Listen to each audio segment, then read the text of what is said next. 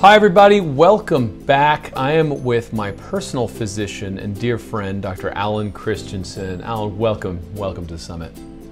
Hey Pedram, thanks so much for having me. Awesome time here. Thanks for being here. And man, you're a busy man. You have a book coming out, a wonderful book at that, and you've been on the front lines of this healthcare thing for a very long time.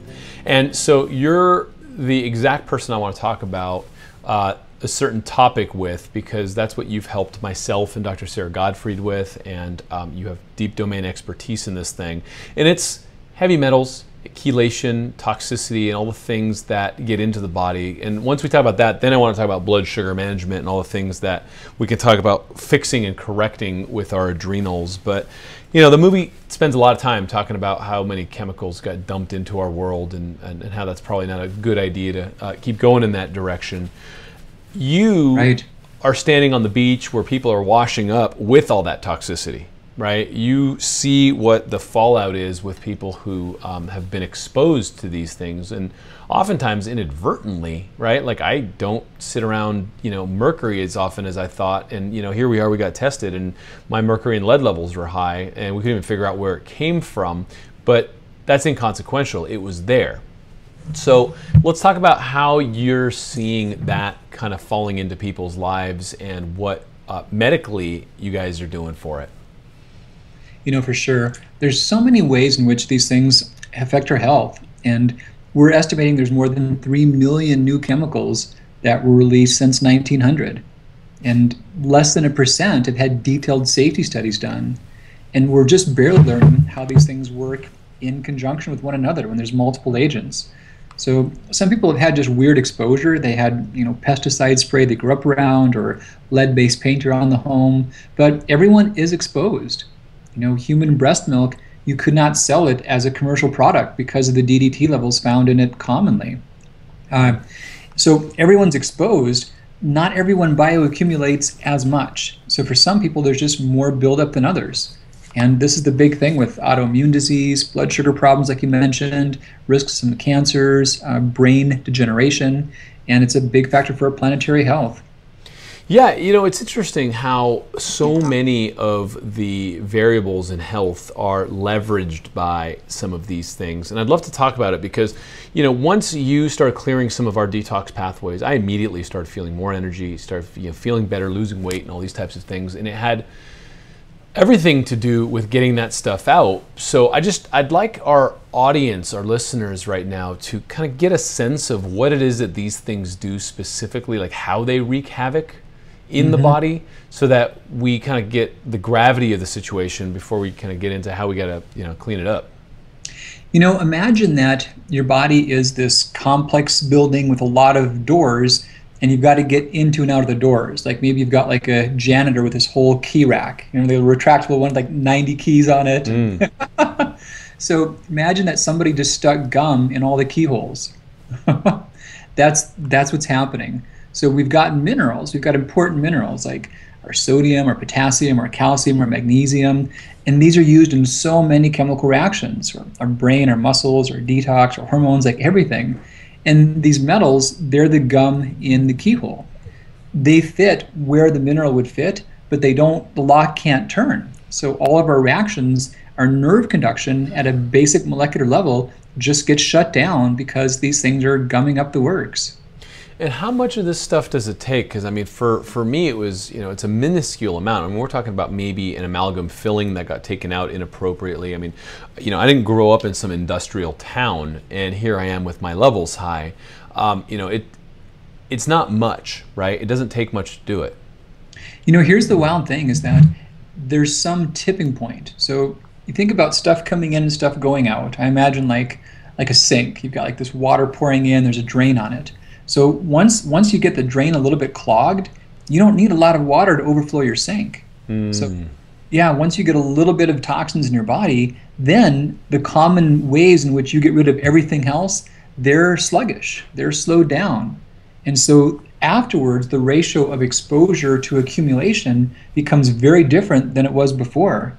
Now afterwards, every little speck of anything that comes in your body, it's getting stuck. It's staying in there and building up and wreaking havoc. So what's behind some of these doors whose locks are getting mucked up? Are we talking fertility? Are we talking, mitochondria? I want to, obviously we talk about it in the movie, but this is our deep dive. Yeah, fertility is a huge one. It was awesome that you mentioned that. I'm glad the movie addressed that too and is getting the awareness out. We may not be a fertile species in another decade or so from the way the trends are going. The other probably biggest single area would be the health of our brains. And that's such a vicious cycle, because our prefrontal cortex, not only is it good for us for thinking, but it's also how we decide and how we make policies. How we make government policies is based on the health of our prefrontal cortex, of those who make the policies. How we make personal decisions for our own health, that's based upon how well our brain's working.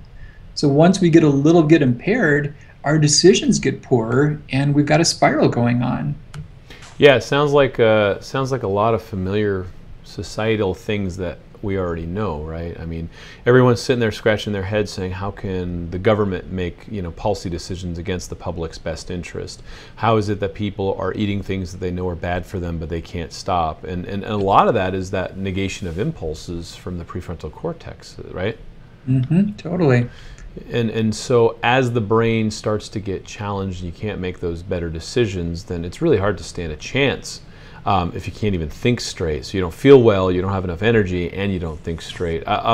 In terms of the energy, mitochondria and the things that will inflict upon that, are heavy metals big with that, or is it more different kinds of chemicals? No, you're totally right. They're huge. And I don't make a big distinction between heavy metals and chemicals in general, and here's why. Our exposure really is many things besides metals. We've got solvents and pesticides and plastics. The things that are most harmful are the things that really get stuck, the things that stay in our bodies and don't leave readily. They get broken down, and we try to take them apart, but at some point we can't go past the level of metals. Once we're down to a chemical element, we can't change that without a particle accelerator. So that's kind of like the end point of all of it. The other relevance is that they are the most measurable. So there's other things that we have inside of our bodies, but I've tried so hard to find accurate, consistent, reproducible ways to just put scores on them, and there really doesn't exist. So the metals, they're kind of the main byproduct. They're very measurable. They're also the main part that slows detox. So once they're there, the things that we may not be as measurable, they are more apt to get stuck. And once they're gone, everything else comes out easier too. There's a lot of people that are doing hair testing for these metals. I want to talk about the pros and cons of that, because a lot of people go to doctors who will run different kinds of tests, and some of them have more or less accuracy, and some, I want people to kind of understand how you could even find out your numbers in an appropriate way. Sure. So hair studies, we think about how sensitive a test is and how specific it is. Does it show what's wrong? Does it accurately show what's wrong? And does it rule out a problem? Those are all different ways we can evaluate it. Hair studies, the perk is that they're non-invasive. You don't even get a blood draw, you just get a little bit of hair snip from the back of your head. Another perk is they're low cost. Another one is that you don't need a physician relationship. You can get an envelope from a lab and clip some hair and send it in. Mm-hmm. Generally, if you've got a lot of toxins in your body, you'll have more in your hair. But the breakdown is that there's not always a tight correlation between how much is in your body and how much is in your hair. I've thought that they would probably be a better service if they just said positive or negative. Positive, check further, do something. Negative, you're probably okay. So if the hair study says nothing's there, you're probably okay. If something's there, not sure. It could be a little, could be a lot. So I don't use them as much for that reason. I wouldn't say they are without value, and they are used in research settings, but it's really knowing that there's a limitation of how linear the levels in the hair are compared to what's in the body. That's the disconnect. Okay, so let's talk about where these things will hang out then in the body, and sometimes what neighborhoods they hide in. Because it's sometimes harder to find. You got to challenge them out, and so we did a challenge for myself and Sarah to really get those numbers, and we did this thing called chelation, which is clawing of these chemicals and bringing them out. So people have heard the word chelation. I'd love to get into what that is and how we do that to really assess how much of this stuff is lodged in our systems. For sure. So apart from hair, you can check blood, and that'll show, common blood tests show what you've been exposed in the last day or two. Sometimes that's very useful. Some blood tests can show the last few months if they're more detailed. But we're really curious in many cases about just the whole life bioaccumulation, what you build up over the whole span of your life. And you asked what parts. Yeah, really important parts. So the brain, the thyroid, the kidneys, the bones, those are some of the big ones where things really deposit. So the idea of challenge testing is we intentionally help your body detox, and we see how much shows up. If you push some metals out, is there a little trickle, or do we open a dam? And from that, we can gauge really what's deeper in your body stores, what your lifelong bioaccumulation has been. So one of the things Dr. Sarah talked about in the movie was how a lot of times toxins will get stored in fat. It's also, the brain is a lot of fat, obviously. Where you're talking about mineralization in the bones. So there's these silos that the body has that it can store certain things, and although they're kind of out of the, off the freeways of the blood and capillaries so much, they're still there and they're still wreaking havoc, is what I'm hearing. Yeah, and what happens is all those tissues, the toxins do get released, and like Dr. Sarah mentioned from being in the fat, they'll come out of the fat, they will recirculate, and they still can't get out. They go back in the stores again. So that's where knowing somebody's whole life's burden is relevant, because it's not always just what came in yesterday. For sure, the more you can manage your day-to-day burden and control that and lower it, the better. We also want to make sure there's not a whole lot of stuff stuck from decades ago. Yeah, I want to talk about that point, is how they still can't get out, because the body's evolved over millions of years, understanding what's toxic and recognizing things that are naturally occurring and saying friend or foe, in or out, this or that. And so we're now at a place where the body has a lot of chemicals that it's 3 million since 1900, as you said, that it's been introduced to, that it doesn't really have a file for in its database, and so some of them we can't get out, and so the detox pathways are kind of dumbed down by it, not realizing that this is a toxin, or maybe realizing it but not knowing how to move it through its pathways that have evolved way longer than these chemicals have been sitting here in our face. And that's the danger. And I mentioned how these things can displace minerals. They get treated like minerals. They have the same charges. They have similar chemical properties to many very important minerals for our body. And that's the rub. Not only can we not get them out, but we actually welcome them and say, oh, cool, here's lead, looks like calcium. Our body treats it like calcium, and that's why it ends up in the bone tissue. That's where we send it to. So many of these get actively brought in and hung on to as if they were something useful. And then suddenly we find ourselves not feeling well. Suddenly things start going in different directions, and our doctors who aren't looking for this can't really figure it out, because they're not looking at these systems. They're not looking for lead levels usually. Yeah.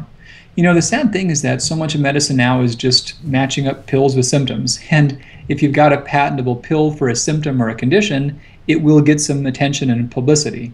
But if there's not a targeted pill, it's not on anyone's radar, no matter how relevant it is to their health. Yeah, that's kind of the dark side of medicine, right? As I don't care if something's clinically significant. Is it a monetization opportunity? Right. And if so, then let's talk about patenting this sucker. And if not, then moving on. Yeah, totally. It's the business of medicine, and you have a very successful large clinic in Arizona, and you treat a lot of people, and it's weird, right? Being on the front line of the business of medicine when your job is to really effectively put yourself out of business by having them not need you. It's a funny thing, yeah. Yeah, and if you dedicated the rest of your life to that, you would never run out of people to help, which is the part where the system of medicine really needs to kind of catch up with it. The front lines of medicine is going to be a lot more lifestyle disease management, getting all this junk out of the environment. And then, you go to the doctor to do the stuff that we're talking about and pull out the toxins and deal with the thyroid disorders and all these types of things. Now, you wrote the book on the thyroid, and you're really, one of the go-to guys in the world on thyroid. Tell us about how the thyroid is involved in our health and how it's getting compromised with all this, and just how we can find better thyroid help. Yeah, good question. So our thyroid, that's our thermostat. That's how much your body is burning fuel. And burning fuel means making energy and having fun, having power for your muscles and your brain. It also means warming your body, and it means burning calories, so maintaining your body weight.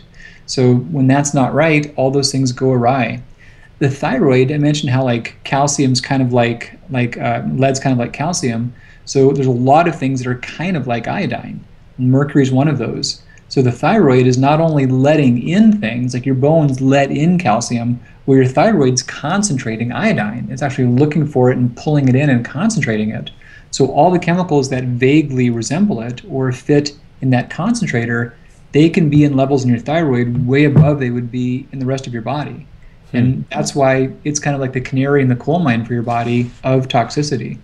Is when you start looking at people's thyroids that are out, and a lot of times conventional doctors are just testing very specific parameters of the thyroid. They're not looking at reuptake and a lot of these other things. And I don't want to geek out too much for a lay audience, but what is it that you want to look for to see a thyroid in health or not, right? And when we start talking about Hashimoto's and autoimmune disease and all these things that are becoming epidemics, they're not classical thyroid stuff, but they look like it, and they end up acting and barking like it. So I want to kind of peel back a layer on that.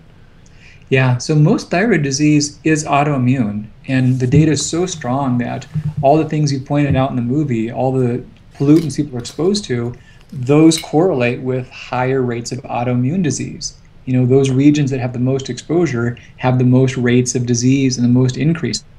So the things that happen early in thyroid disease are really that immune response attacking the gland. And that's the first measurable part. Before the gland gets shut off, you can measure the immune system attacking it. So identifying it better is looking for that attack, measuring for thyroid antibodies, but then also looking at thyroid function and looking at it from a couple of lenses. The common ranges for normal values are ranges that are average for the population who gets tested, most of whom have thyroid disease, and they're being monitored and dose adjusted. So normal is worth being aware of, but also worth knowing there's a tighter range in which healthy thyroid function tends to lie. And that's where most people will interface with their family doctor. It says here your thyroid's fine. And I've seen a lot of these doctors. You get your thing back from LabCorp, and you just run down to the column that says out of range, and then you go, oh, look, here it is. And none of the other stuff are looked at functionally. So I'd love to talk about just kind of functional numbers versus pathological numbers in light of what you said about the kind of statistical relevance of that and the people that are actually making these numbers happen. My favorite little joke here, so which you described as perfect. So there's this big column of numbers, and there's this column of normal, and whatever's not in that normal gets bolded and set out, and whatever is in that normal gets ignored. So it happens there's this abbreviation in medicine called WNL, within normal limits. And somewhere along the way, doctors were taught that you look at the patient's labs and you pencil in WNL to confirm that you reviewed them. And I've had so many times to where someone has been symptomatic, they're totally sick, and they've got horrible thyroid function, and pencil next to that says WNL. And someone says, well, what does that mean? I said, oh, that means we never looked. That's really good. That's really good. Well, and that's it. Like, I don't even have time to look. Next. And they're in this model of like saying, well, the algorithm that was kicked down to me says if X, then Y. If right. This, then you qualify for this drug, and I don't have time for this. Next. And that's not how, it's just gotten too complex. The world is too toxic. People are having fallout in different ways. And it takes your doctor stopping for a second and actually looking. Yeah. Yeah, it's not easy, but you guys are doing it, and you see tens of thousands of patients, and you've been doing a lot of clinical trials inside your own clinic, and I'd love to talk about that because a lot of times people will say, well, where are the studies? And the guys that are out there, boots on the ground, helping people, and seeing the results every day, oftentimes don't have time to go and publish the multi-thousand person studies. But you're one of those rare anomalies who's really dedicated a lot of what you're doing at your clinics to also documenting and researching so that you can compile some of that data. So you're a very good example of what's happening on the streets type of thing. So I'd love to talk about some studies that you've been doing and what you're seeing over there. That's the thing, is that the data is real and it's measurable. The hard thing is that, clinical trials, as they're done, they take a lot of time and a lot of expense. And unless someone has a large product to come out of the pipeline from that, it's hard to justify. But we've really thought it's important. We really wanted to be public and share the numbers and share the outcomes. And what we see is that these things make a big difference. That we see so many case studies of people who have had toxins come into their body and they've had unexplained symptoms from that. They've had thyroid disease come on, they've had liver damage, they've had nerve pain, or they've thought to have had Parkinson's or Alzheimer's. And in the cases to where there was a real trigger and that trigger is successfully managed, the condition itself vanishes. It really wasn't a disease, it was a symptom of an underlying problem. How long does it take? I mean, I guess it depends on how dirty and polluted your body is, but how long do you typically see it taking for, say, like your average American who's had, some exposure but not working in some mine, to start turning around and seeing a regression of those symptoms and improvement in their vitality? Yeah, good question. There's two phases to that. So the first phase is having the keyholes not gummed up so your body can carry on chemical reactions. That's like the mitochondrial health that you mentioned. That's actually pretty darn quick. That's a matter of days to a couple weeks to where things are lower and those systems function a lot better. The next stage is cell regeneration. So along with day-to-day operations not working well, cell repair doesn't work properly in the presence of many toxins. So that time frame takes old cells dying and new healthy cells coming in once the healthy environment is established. So per which cell type we're referring to, that's an order of typically 2-3 months for real big structural shifts and structural changes. But yeah, the energy, the lot of cognitive symptoms, that can be fast. That can be days and weeks. The body is just primed to be back on track and it's just waiting for the opportunity. I want to talk about that real quick because there's this thing called homeostasis, right? Where the body loves to be in that kind of like that Goldilocks zone where it could just do its job and kind of, keep you moving. And it oftentimes takes a lot to knock us off our perch and put us outside of that homeostasis because we're so dang resilient.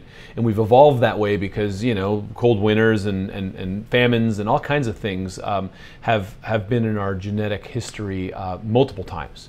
So the body is really good at bouncing, and when we see the human body not bouncing back, it just means that that burden has overwhelmed, and the sooner we can bring that back to balance and kind of clean that stuff, the body wants to fight, right? The body loves what it's doing, and it's good at doing it. Totally, and that's a great example of what you brought out with Origins, is that as you make these positive changes, you're heightening the homeostasis, you're freeing up the homeostasis. So the idea of treating the body with toxins and poisons, you may suppress a chemical pathway, you may manage a symptom, but you're blunting that homeostasis, you're taking away from it. So the body becomes less and less able to self-regulate. But on the flip side, when you're nourishing it, when you're detoxing it, when you're putting your mind and your spirit in a good place, that stuff, that capacity to self-right and gets stronger, and that becomes self-perpetuating. So the better it gets, the stronger it becomes. So you're kind of just pulling a few little linchpins out and things come back into place. So I'd love to talk about kind of the pharmacological interventions that we're seeing on Main Street, right?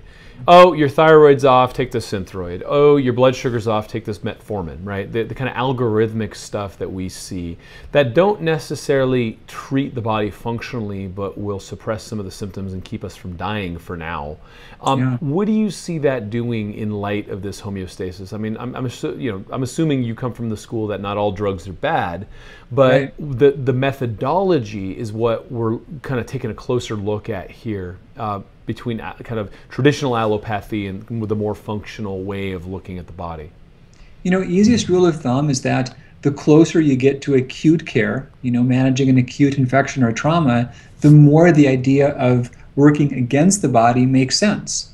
But the more you're looking at chronic disease, like high blood pressure or depression or high cholesterol, those are not errors of the body. Those are compensations of the body. So the more you fight against those types of compensations, the more you deny the homeostasis. And that's the huge emperor with no clothes, that the data is so strong and so many hardcore researchers are aware of this and they're writing about it, but drugs are not successful for chronic diseases. They do affect the markers of illness, but when we look at the actual outcomes of illness, they're not helping. They're not making a measurable difference at all. So you can lower your cholesterol, but not lower your risk for heart attack. And we're seeing so many examples of that with all the drugs for blood sugar, blood pressure, bone density, stroke risk, you name it. They help the marker, but they don't have a meaningful effect upon the part that matters, the outcome. So how is that even getting paid for? Like, I don't understand that if the whole point is to avoid having a heart attack, but someone decided that the cholesterol number was the important kind of success metric, but it has nothing to do with the mortality, I don't understand why it's still in place even. What happened was our capacity to build drugs, to build treatments on that model is so slow that the treatments emerged way before the understanding really evolved. So there was a time where we saw an association between cholesterol and heart attacks, and we thought, oh, cholesterol must be causing heart attacks. It's kind of like you could be flying in a helicopter over Paris, and maybe it's a rainy day. Whoa, there's all these umbrellas out. Okay, so umbrellas must be causing rain, right? If we can round up these umbrellas, it'll dry up around here. Interesting analogy, right? That's the logic. And that was the first little input of correlation. And so that's when the whole pipeline of drug production started. And these products came to market at a time in which our understanding came and went. The understanding evolved past that.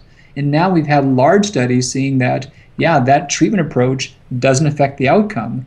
But there's been a lot of money spent to make that approach happen. There's a lot of money in doing that approach, and it's not likely to change in the short term. Well, now, if you're a person who's on one of these drugs right now, I mean, you should probably be a little concerned that your outcome is not necessarily the one that you would expect to be, right? So then where do you go? Like, what do you start doing to come back into functional range, and how do you get out of that mess if, say, you're on beta blockers and all the cholesterol meds and whatever it is that you are attached to now? And by attached to, I mean, you can't live without this. Don't dare take your pill. If you stop taking this pill, you're in trouble. And so it's a real kind of doom and gloom thing, and people are thinking that that's kind of a curse that they're stuck with for the rest of their life. So how do you even start backing out of that pill for an ill model? The first thing is realizing that it's always what's in your control, and that your changes in health have a bigger impact than the pills do by far. And it really does take using the medical model for what it's good for acute care. And we've got good systems for that. Insurance does a good job for that. We've really progressed very well in our trauma care, our ability to do surgeries, to manage trauma, to do acute care. That's gotten better. That's a great thing. That's awesome. So that's the value part of it. Most people these days do benefit complementing that by having some practitioner in their corner who has more knowledge of these topics you're discussing and the concepts that Origins is sharing. So we look at integrative, functional, holistic, naturopathic, oriental medical, but various types of training in which people have an assistant who can guide them through this and help them know what is in their best interest as well. I'd like to get into the history a little bit of allopathy and trauma and how it really kind of rose up to the top, and how the lifestyle conundrum has really poked holes in that as kind of like a central kind of top-down model for all medicine. So the turning point was a thing called the Flexner Report. And 1907 is a year that pops in mind. There's probably going to be a savvy reader who will Google this, and I might be off by a couple of years, but I'm sure I'm pretty darn close. And what happened was there was a lot of evolution of medicine from battlefields, and there were some early ideas about germ theory, which came later. But there was this strong approach of working against the body's system. So allo is like opposite, or homeo is like the same. So allopathy is opposite of suffering. And the model was you would do the opposite of what the symptom was. So if there was inflammation, you would give an anti-inflammatory, and so on. So the Flexner report was evaluating medical schools, and it was really weighting them based upon how good their dispensaries were and how much they were using some of these newer, early patentable medications. So the ones who were all about the synthetic medicines, they scored higher. And the Flexner report determined which schools would receive federal funding and which ones would not. So over the course of the decade past the Flexner report, all the schools that really weren't tied into that patentable pharmaceutical model, they pretty well dwindled, and they all but disappeared. And those that did, they maintained and they flourished. And over the coming decades of advances, they kept growing and they kept the upper hand. But most see that Flexner report as the big turning point in that history. Well, I mean, yeah, if you choke out the rest of the guys and put federal dollars into something, it makes a big difference. You know, it's a sad thing, but so allopathic, the center is the American Medical Association, and Dr. Fishstein, I believe, one of the founders, it's clear in their tenets that they formed themselves to stomp out homeopaths and eclectic physicians. That was their goal, was to establish turf, and they were very upfront and open about that. And aggressive about it at a certain point in the history too, right? And you know, Sure. Now there's tons of people within the allopathic model that are breaking ranks and saying, hey, you know, I kind of got into this to help people.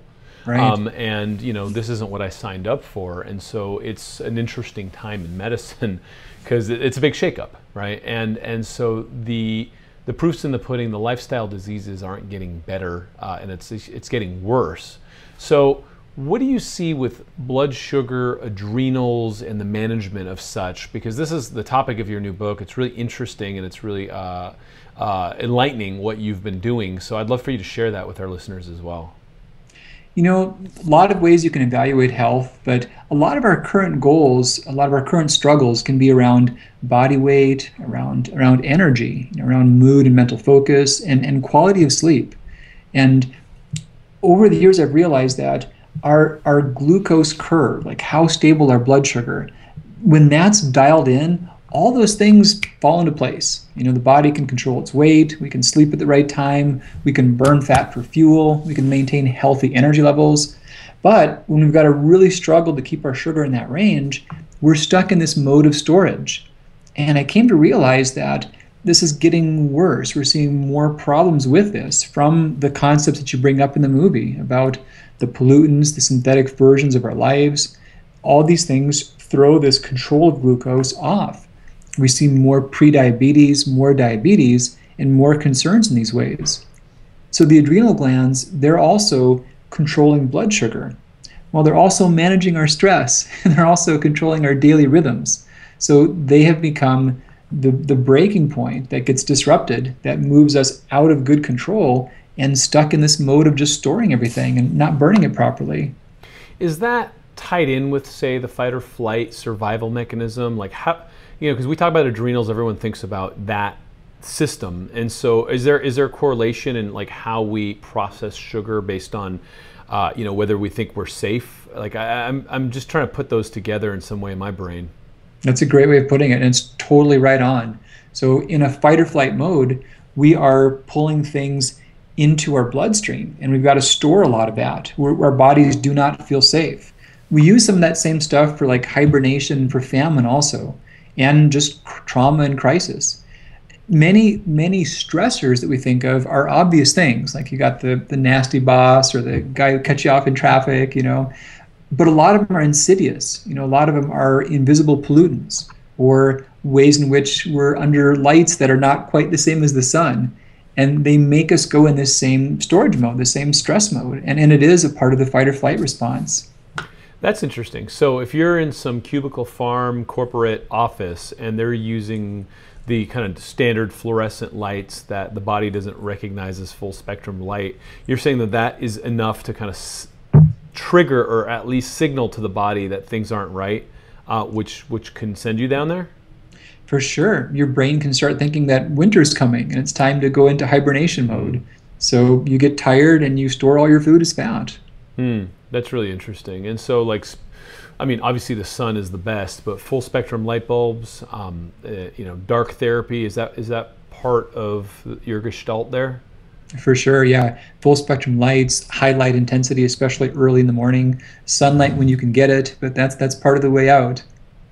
That's And so let's go to that, right? The good, clean, healthy living and what it takes. I mean, I was in a conference and I visited Dr. Christensen a while back, and he's like, "Hey, you want to go to Sedona and rappel into a sinkhole?" Like, yeah, I'm going to class today. So we went out and played all day, and it was delightful. And so I want to talk about that, like the good, clean, healthy living, and how quickly that can start to reboot the system and its homeostasis, and at what point the medical intervention is needed to also kind of help us along before we can even start feeling better. That's the thing, is really having a relationship with nature again, like all the beautiful places in the movie, and just being engaged in outdoor settings and being a part of that. Our brain waits for those types of visual cues, for those environments to feel safe and to feel secure. And it's as vital to us as air or water is. It's totally essential. That's interesting. So the natural settings somehow trigger our brain with some sort of recognition software to say, oh, this is something, it's nature, it's beautiful, it's safe. And maybe being in some sort of hyper-urban environment is so off from our perception of what reality used to look like for millions of years that it puts us in that unsafe place that we biochemically are kind of keep going to? We sure do. They've done studies on runners who are in the woods versus runners on treadmills in gyms. And the way you move your body, of course, is the same, but the neurochemical response is measurably different. So you can push yourself into this heightened state of stress and trauma and a very different cortisol curve by doing the same exact activity, outside versus inside. I would encourage someone who's sedentary that moving in any way is good and any step is helpful, but our bodies do need that, and it's measurable that we have to be in these environments to really thrive and be at our best. Yeah, well, I live in Southern California. You live in Arizona. I mean, sometimes out of the year, it's just almost too hot for you guys to go out. I have the great fortune of pretty much being able to go out whenever. I mean, it rains like 3 days a year out here. And so, but you're not from Arizona, right? And you got out in the sun. So tell us about where you came from and what outdoors and leisure used to look like out in the snow.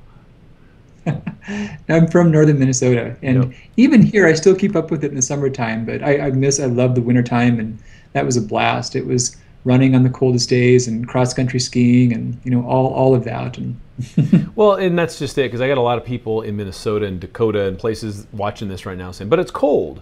But we can adapt to cold, and we can get out there and do cold time activities, and it still brings the body to life. And the trick is it's just exposure and continuity. If you're out all the time, as the seasons change, your body gets it and your body adjusts, and you can adapt and you can do fine. Same thing with our summers. If you're regularly outdoors, you adjust to it each day with that incremental change. So we're hardwired for this stuff. This is what we're used to. This is not a problem. Can we talk about tempering with the temperature and adjustments right now? Because most people interact with the environment at some sort of number on a dial, right? I set the house or the office to 74, and I don't think about it. Whereas, you'll have enormous fluctuation in hot, cold throughout the seasons. And so what does that do to the body and its survival mechanisms and its ability to, maintain resilience? That's an awesome question. Some of the real hardcore obesity researchers have argued that thermostats may be more dangerous than McDonald's. Wow. So we've got this white fat, which is the stored stuff, and it's pretty active, but it's mostly storage. Then we've got this brown fat, which makes us warm. And for a long time, we got cold at night. We're like you guys out camping, you're by that fire, and it helps a bit, but it's gone at some point, and it's cold throughout the night. So your body adapts to that, and you thermoregulate.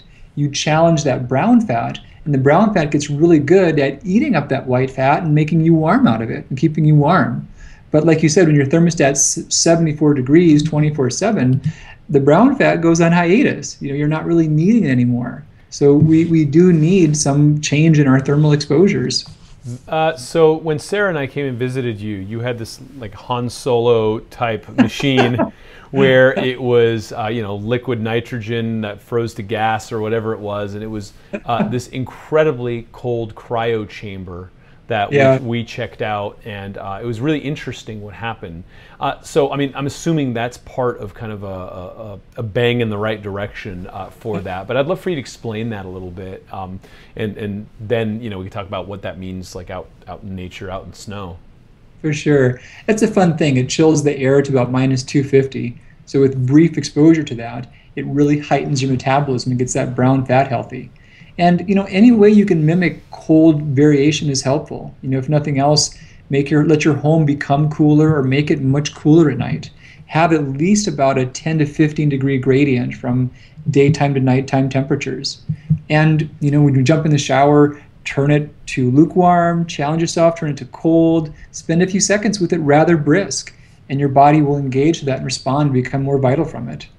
Wow, that's something you don't hear every day. First of all, thank you for that, because that's really huge. Is in the kind of global healthcare argument, everyone's saying eat more vegetables, but no one's saying go out and freeze your ass off for a few minutes.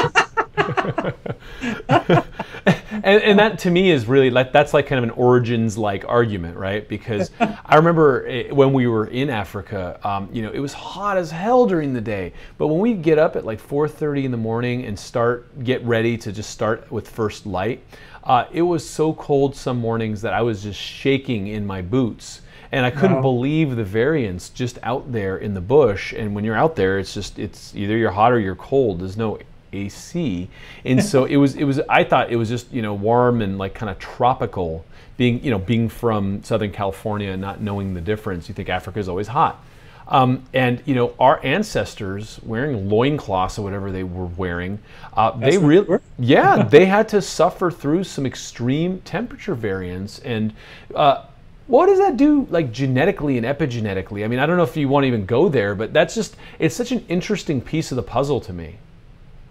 Your body's using its resources. And that's the thing, is that there's a positive level of engagement where you want to have these systems challenged and have them utilized.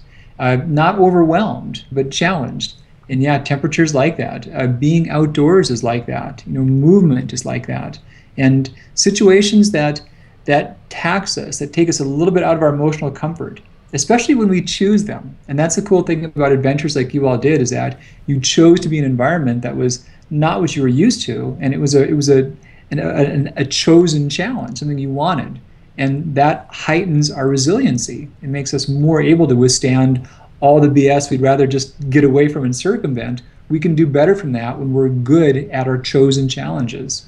It's interesting because we live in a world now where people are suffering from lack of meaning and purpose, and really are falling asleep to life, and watching dumb TV, just trying to be entertained, where when you're out there, I mean, life is entertaining and life is challenging. And so there's a certain component to the comfort that we've insulated ourselves with that is probably dumbing us down and making us fatter and making us less healthy. And so that's an interesting piece to this kind of global healthcare equation that I don't really hear many doctors talking about and prescribing. There were so many changes that occurred in the last few decades, and we've gotten very concerned about safety and helmets all the time. And kids are not allowed to play tag in school in many areas. So not kidding. So we've really taken so many variables out that there's not the healthy challenge. And the funny thing is that our brains have to have some kind of a challenge. Either we will choose it or we will create it. And it won't be what we want. So we choose them wisely. So unless you're creating organized challenges, then you're going to have some sort of drama generation device creating challenges that are unwelcome. Yeah, anxiety and unwelcome stuff, stress. That's interesting. Your brain will imagine awful things that could happen. It's going to work one way or another. It's going to work on some cool thing you put before it, or it's going to say, well, what awful thing is going to happen, or what have I done wrong or said wrong? And it'll keep going one way or another, just how we choose to direct it. Interesting. So if you don't have it in reality, you will have it in an abstract reality and it'll haunt you. Awesome way to put it, yeah. Wow, wow, that's really interesting. So you have an interesting way of challenging yourself, which is really fun, and we're running out of time, but I got to talk to you about this. Is when I came out and visited you, you were like, hey, check out this unicycle. And it was really, really hard. I mean, I have yet to I have yet to buy one and commit to playing and practicing on one because I know how much practice it's going to take. But you're the guy that's passing up all these hardcore mountain bikers on your unicycle, just waving at them, and it's one of my funnest. And they're half my age. And they're half your age, and it's one of my fun facts about you. What does this do for you, and how does it keep you young, and how does it keep you kind of vibrantly alive? I just think it's so cool that you do it. The magic formula of good engagements are things that you can keep on finding more and more ways to challenge yourself. And another part of the magic formula is you can do them outside. You can do them in a lot of situations. You don't need a lot of special circumstances. And they require a certain amount of managing three-dimensional space. So you've got to control your body in a three-dimensional plane. And for me, that was just the next extension of that sport. My other favorite's been climbing, which I love.